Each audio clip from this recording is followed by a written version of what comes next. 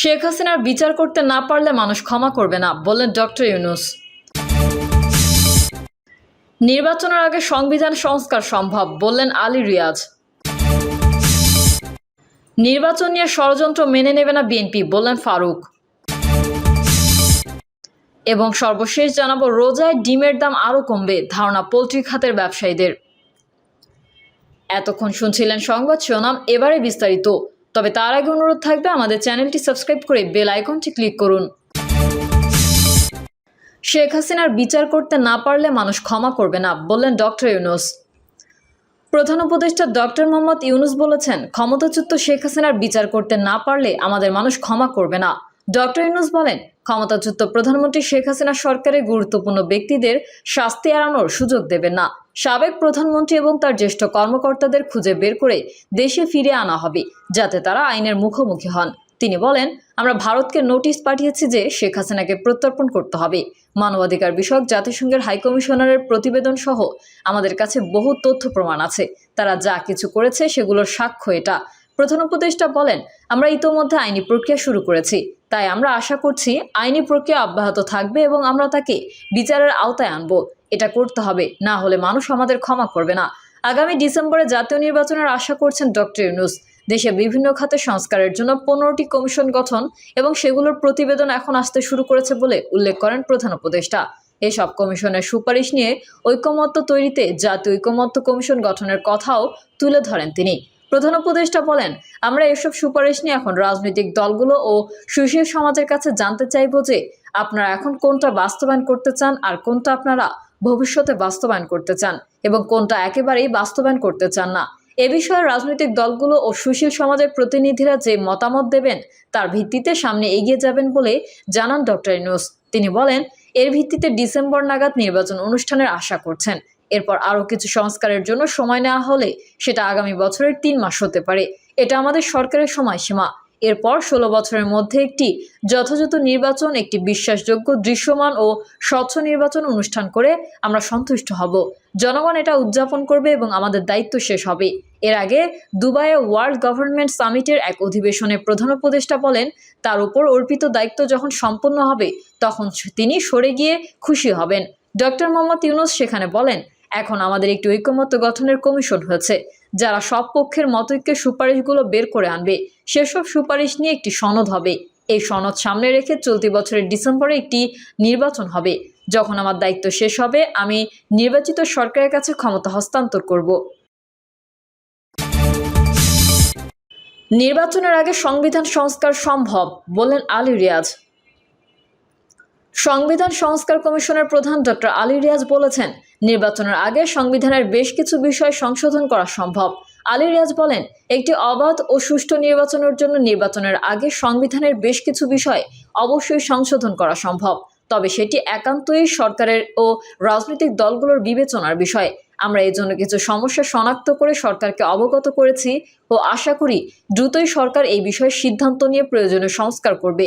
সুতরাং বলা যায়, নির্বাচনের আগে সংবিধান সংস্কার অবশ্যই সম্ভব। সংবিধান সংস্কার কমিশনের প্রধান বলেন, গণভোটের মাধ্যমে সংবিধান সংস্কার হবে কিনা সেটিও সরকার ও রাজনৈতিক দলগুলোর বিবেচনার বিষয়। রাজনৈতিক দলগুলোর মধ্যে মত পার্থক্য থাকলেও সংস্কারের বিষয়ে তারা ঐকমত্য পোষণ করেন বলে আমার বিশ্বাস। রাজনৈতিক পরিবর্তনের ক্ষেত্রে যা যা প্রয়োজন সেটা রাজনৈতিক দলগুলোর অভ্যন্তর থেকে আসতে হবে এবং এটি বাইরে থেকে জোর করে চাপিয়ে দেওয়া সম্ভব নয়। তিনি বলেন, আগে কখনোই সংবিধান সংশোধনের জনগণের ম্যান্ডেট নেওয়া হয়নি এবং এর ফলে অনেক ক্ষেত্রেই সংকট ও জটিলতা সৃষ্টি হয়েছে। ভবিষ্যতে যেই নির্বাচন অনুষ্ঠিত হবে তার আগে রাজনৈতিক দলগুলোর মধ্যে এই ঐকমত্য প্রতিষ্ঠা করতে হবে এবং এই প্রতিশ্রুতি নিশ্চিত করতে হবে যে তাদের মধ্যে যিনি ক্ষমতায় যান কিংবা না যান সকলেই সংস্কারের জন্য দায়িত্ব নিয়ে কাজ করবেন। তিনি আরও বলেন, জনসংখ্যার গঠন বিবেচনায় 10% তরুণ সদস্যকে রাজনৈতিক দলে অংশীদার করার প্রস্তাব করা হয়েছে। এর পেছনের কারণ হচ্ছে তরুণদের রাজনীতিতে সম্পৃক্ত করার চিন্তাভাবনা। সংবিধানের বিষয়টি কিভাবে হবে সেটা সরকারের বিষয়। তারা রাজনৈতিক দলের সাথে আলোচনা করে সিদ্ধান্ত নেবেন। বাংলাদেশে গণতান্ত্রিক আন্দোলনে তরুণদের ভূমিকা বেশি, তাই আইন প্রণয়নে তাদের অংশগ্রহণের সুযোগ তৈরি হবে। এটি রাজনৈতিক দলের কাছে কমিশনের একটি প্রস্তাবনা মাত্র। তিনি বলেন, আগে কখনোই সংবিধান সংশোধনে জনগণের ম্যান্ডেট নেওয়া হয়নি এবং এর ফলে অনেক ক্ষেত্রে সংকট ও জটিলতার সৃষ্টি হয়েছে। ভবিষ্যতে যে নির্বাচন অনুষ্ঠিত হবে তার আগে রাজনৈতিক দলগুলোর মধ্যে এই ঐকমত্য প্রতিষ্ঠা করতে হবে এবং এই প্রতিশ্রুতি নিশ্চিত করতে হবে যে তাদের মধ্যে যিনি ক্ষমতায় যান কিংবা না যান সকলেই সংস্কারের জন্য দায়িত্ব নিয়ে কাজ করবেন।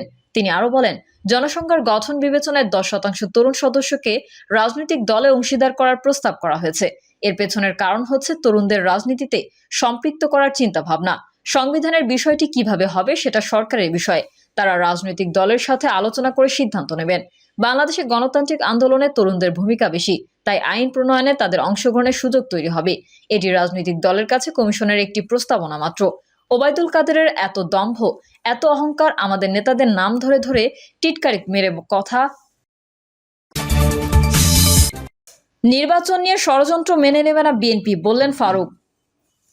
নির্বাচন নিয়ে ষড়যন্ত্র মেনে নেবে না বিএনপি, হুঁশিয়ারি দিয়ে দলের চেয়ারপারসনের উপদেষ্টা জয়নুল আবেদিন ফারুক বলেছেন, বাংলাদেশের জাতীয়তাবাদী শক্তি 16 বছর হাসিনার কাছে মাথা নত করি নাই।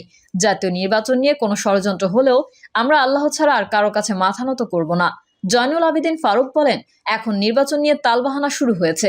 কেউ মনে হয় একটু যেন গোলমাল করে ফেলেছে, একটা যেন কোথায় কৃষি ষড়যন্ত্রের গন্ধ পাওয়া যাচ্ছে। জাতীয় পার্টির চেয়ারম্যান জিএম কাদেরের উদ্দেশ্যে তিনি বলেন, 3 বার জাতীয় নির্বাচনে বৈধতা দিয়ে স্বৈরাচার শেখ হাসিনাকে, আওয়ামী লীগকে আপনি সহযোগিতা করেছেন, আর আপনার দল আজ বিলীন হওয়ার পথে।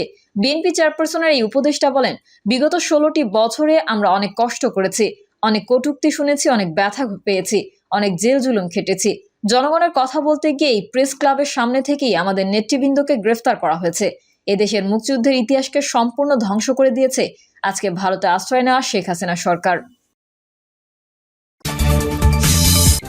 রোজায় ডিমের দাম আরও কমবে, ধারণা পোল্ট্রি খাতের ব্যবসায়ীদের। পবিত্র রমজানে ডিমের দাম আরও কমার সম্ভাবনা রয়েছে বলে মন্তব্য করেন ব্রিডার্স অ্যাসোসিয়েশন অব বাংলাদেশের সভাপতি মাহবুবুর রহমান। তিনি বলেন, সরকার ডিমের খুচরা মূল্য 11 টাকা 87 পয়সা নির্ধারণ করেছে, তবে রমজানে ডিম বিক্রি হবে 10.5 টাকায়। রমজানে দাম আরও কমার সম্ভাবনা রয়েছে।